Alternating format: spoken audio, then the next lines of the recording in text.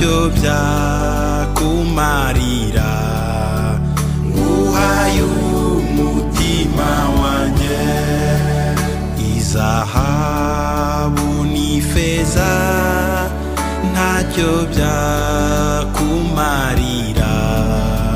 nguhaye umutima wanjye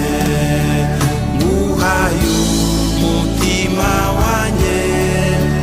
mwami utegeke uzuza urukundo n'imbaraga zo mu ijuru nguhaye umutima wanjye mwami utegeke uzuza urukundo n'imbaraga zo mu ijuru.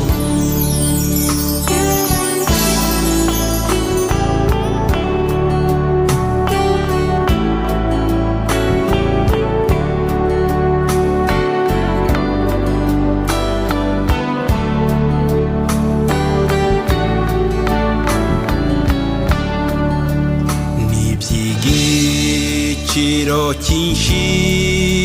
ibyo untekerezaho erega ntibibarika n'iby'igiciro cyinshi ibyo untekerezaho erega ntibibarika nguhaye umutima wanjye mwami utegeke uzuza urukundo n'imbaraga zo mu ijuru umutima wanjye mwami utegeke uzuze urukundo rwawe n'imbaraga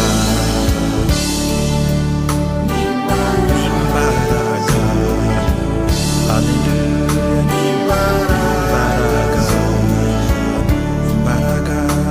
n'imbaraga zo mu ijuru haleluya zo mu ijuru n'imbaraga zo mu ijuru n'imbaraga zo mu ijuru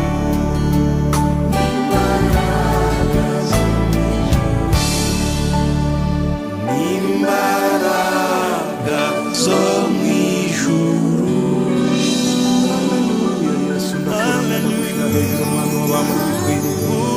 urakoze mwami kuri urakoze Yesu Yesu shimwa imitima yacu yuzuye igitangaza rwawe n'imbaraga z'urukundo rwawe imbaraga zo mu ijuru Yesu uzuza urukundo rwawe imitima n'imbaraga zo mu ijuru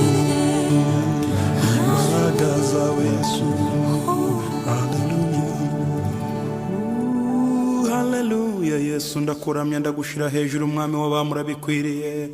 urakoze mwami kuri Imana urakoze Yesu kutugirira neza reka mwami imitima yacu yuzuza urukundo dukeneye urukundo rwawe n'imbaraga zo mu ijuru Yesu shimwa Yesu nta rindi turo dufite ryo kuguha mwami muri uyu mwanya tuguhaye imitima yacu yakire Yesu